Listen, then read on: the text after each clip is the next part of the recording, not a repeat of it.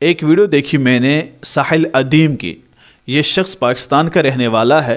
یہ شخص خود کو کہتا ہے کہ میں اسلامک اسکالر ہوں، چونکہ آج کل تو ہر جگہ سے اسلامک اسکالر نکلتے ہیں جن کو دین کی صحیح نالج ہوتی نہیں ہے۔ اس بندے نے اپنے بیان میں علماء کی توہین کرتے ہوئے اور علماء کو برا بھلا کہتے ہوئے اس نے کہا کہ گدھا بھی حلال ہے، اور اس نے کہا کہ یہ جو گدھے حرام کرتے ہیں مجھے معلوم ہے کہ یہ خود گدھے ہیں۔ یہ الفاظ اس شخص نے استعمال کیے ہیں۔ خیر، اس شخص نے کہا کہ گدھا حلال ہے، اور روایتیں کہا کہ بخاری شریف میں صحابہ کرام رضوان اللہ علیہم اجمعین یا نبی کے دور میں گدھا حلال تھا۔ اس نے وہ بعض روایتیں پیش کی ہے اور کہتا ہے کہ قرآن نے حرام نہیں کیا۔ ہمیں معلوم ہونا چاہیے کہ قرآن پاک میں اللہ تبارک و تعالیٰ نے فرمایا ما آتاکم الرسول فخذوہ وما نہاکم عنہ فانتہوا۔ نبی پاک صلی اللہ علیہ وسلم جس چیز کے کرنے کا حکم دیں اس کو کرو، جس چیز سے روکے اس سے رک جاؤ۔ قرآن میں ہے وما ینطق عن الہویٰ، نبی پاک صلی اللہ علیہ وسلم جو بھی بولتے اپنی خواہشات سے نہیں بلکہ وہ اللہ کا حکم ہوتا ہے۔ پھر اٹھائیے بخاری کی روایت، مسلم شریف کی روایت، صحیح ترین روایت ہے کہ پاک پیغمبر صلی اللہ علیہ وسلم نے غزوہ خیبر کے موقع پر گدھے کو حرام قرار دیا۔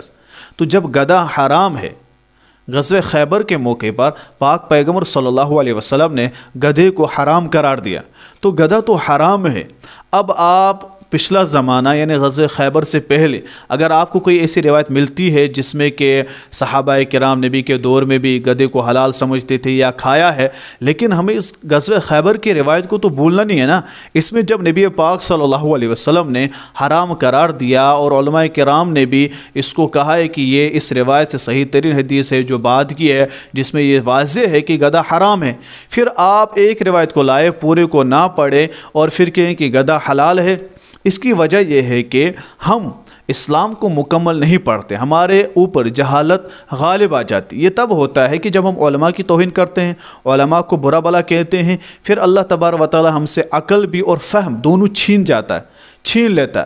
یہ افسوس کی بات ہے کہ ہم اس چیز کو سمجھ نہیں پاتے ہیں۔ اس وجہ سے میں عوام سے گزارش کرتا ہوں، ان جیسے لوگ، یہ ساحل ادیم واضح طور پر اگر آپ اس کے بیانات سنیں گے یہ علماء کی توہین کرتا ہے، علماء کو برا بھلا کہتا ہے، اس جیسے اسکالر سے آپ بچے، ان کو نہ سنا کریں بلکہ علماءوں سے رابطہ رکھیں، علماءوں سے مسائل پوچھا کریں، علماءوں سے ہر چیز کی جانکاری لیا کریں، وہ بتائیں گے آپ کو کہ صحیح کیا ہے اور غلط۔